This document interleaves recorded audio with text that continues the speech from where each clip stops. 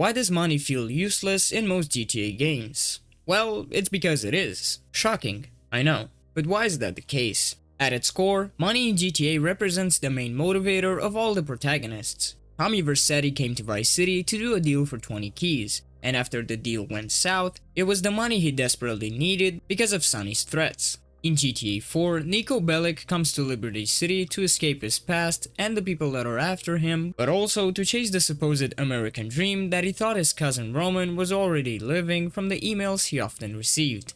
And even in the latest game, GTA 6, I can already tell from the very brief scenes and dialogue that we got, that aside from the romance element between the two main characters, it is money and possibly even social status that they are both chasing after.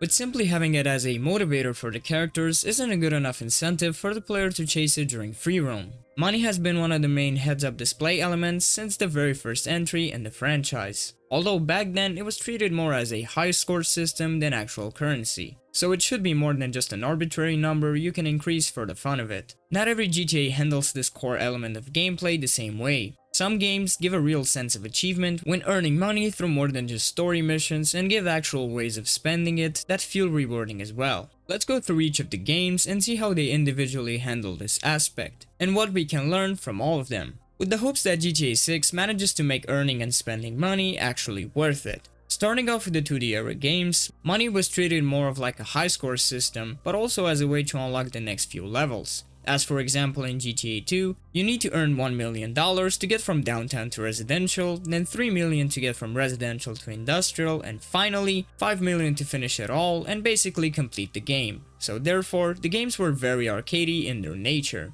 But money can be used in other ways as well, as saving your game required $50,000 every single time you wanted to keep your progress. As well as these giant mod shops around the map that allowed you to either respray your car or add various weapons to them, like shooting from the hood or throw oil slicks and landmines from the back. GTA 3 was Rockstar's first attempt at transforming the original formula they had created for an open world sandbox game and place it into a 3D world. And they definitely nailed it with this game, and it's understandable that certain aspects, like giving meaningful ways for the player to spend their hard-earned cash, wasn't at all a priority for them. Although money is required in at least 2 missions, those being Bomb the Base Act 2 and The Exchange, where $500,000 is required to start it. And for the first time, Rockstar introduced ammunition, where we could buy a specific set of weapons, as opposed to finding them scattered around the map like in the 2D era games. It wasn't until GTA Vice City that money started to really matter and play a much bigger role both for the story but also in the free roam, introducing the player to assets and safe houses that could be bought all across the map, truly incorporating the Scarface vibe that the game is trying to emulate, by allowing us to actually become Vice City's biggest real estate investor, or perhaps second biggest next to Avery Carrington. What's even cooler is that the game allows you to choose whatever 5 other assets besides the Vercetti Mansion and Printworks, both of which are mandatory in order to unlock the final act of the game. So you can skip over the ones you don't like the ice cream factory perhaps, and deliver cars for Sunshine Autos instead. If you decide to make Tommy the proud owner of every available asset in Vice City, you're gonna need to fork over $400,000, which along with other recurring expenses like getting guns and ammo every once in a while, you might need to actually visit your assets after completing all of their missions to collect your daily earnings, to then continue your investor spree, which makes for a really entertaining and worthwhile gameplay loop. But Vice City isn't even the best game when it comes to spending your 10s and 20s, used. San Andreas offers the player a few extra ways to put your money to good use, as to this day, CJ is perhaps the most customizable GTA protagonist. Hopefully things change soon though. Whereas in Vice City you could unlock outfits from doing various missions throughout the storyline, in San Andreas most of the clothing items you can wear, and there are lots of them, need to be purchased from different shops, like Binco for cheaper clothes, Suburban and Zip for more mid-range clothing pieces, Prolapse for sportswear, and Dieter Sachs and Victim for high-end or designer level outfits, with an obvious increase in prices. You also have different tattoo shops across the map, each with their own unique designs, car modification options, safe houses, and even a few assets just like in Vice City, although not quite as many. Being able to buy food from different restaurants, although it's obviously gonna cost less than an NPC drops on the ground, and later in the game you can even purchase cars from the import-export crane available in San Fierro. But the greatest way to quickly drain all of your hard-earned cash is to visit any casino in Las Venturas, or even a few betting shops where you can gamble on various minigames like blackjack, video poker, or even horse races. But remember kids, gambling isn't cool. I'd like to skip over games like GTA Advance and Liberty City Stories, mostly because they're in a situation similar to GTA 3. Not much to do with your cash, but plenty of ways to earn it. It's in Vice City Stories where I think Rockstar came really close to perfecting the economy and making earning and spending your money really rewarding and giving you a sense of achievement. VCS introduced a new minigame loop that plays a major role in the story, and that is the empire building system. At its core, this is a perfect mix of two mechanics from prior GTA games: the assets and managing missions you do for them from Vice City and the gang wars from San Andreas. And the result is a fun way to spend your time while trying to take over every empire on the map, while also having to defend said empires, perhaps a bit too frequently.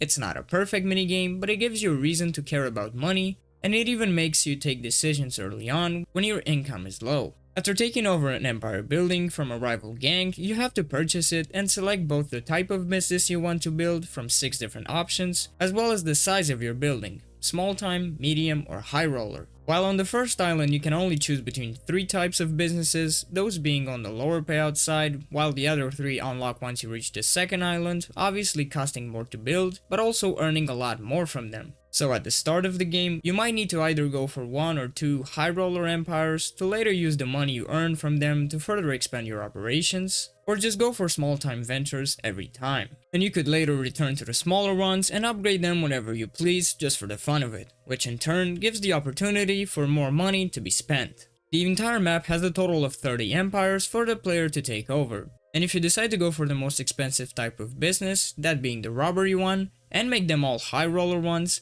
with a cost of $17,800 per building, you're looking at more than $500,000. But you can do it from the get-go, so the total cost will be significantly higher. Couple that with plenty of places scattered across the map from where you can purchase various vehicles, bikes, cars, and even helicopters, and you're gonna have to actually sit back and think about the way you go spending it around. Unlike San Andreas, Vic cannot purchase clothes or modify his vehicles, but I think VCS did a really solid job considering the limited capabilities of the PSP. In GTA 4, we have a similar case to that of GTA 3, where Rockstar focused solely on moving the franchise over to the HD universe, prioritizing the story, well-written and believable characters, and the open world, with its amazing attention to detail that still rivals games made in the last few years, even though GTA 4 is over 16 years old at this point. Although Nico's purpose for coming to Liberty City was chasing the American dream, after being lied to by his cousin, it's understandable that this game doesn't feature mansions to buy and cars to modify, but instead builds an impressive open world and tells one of the greatest stories in gaming overall.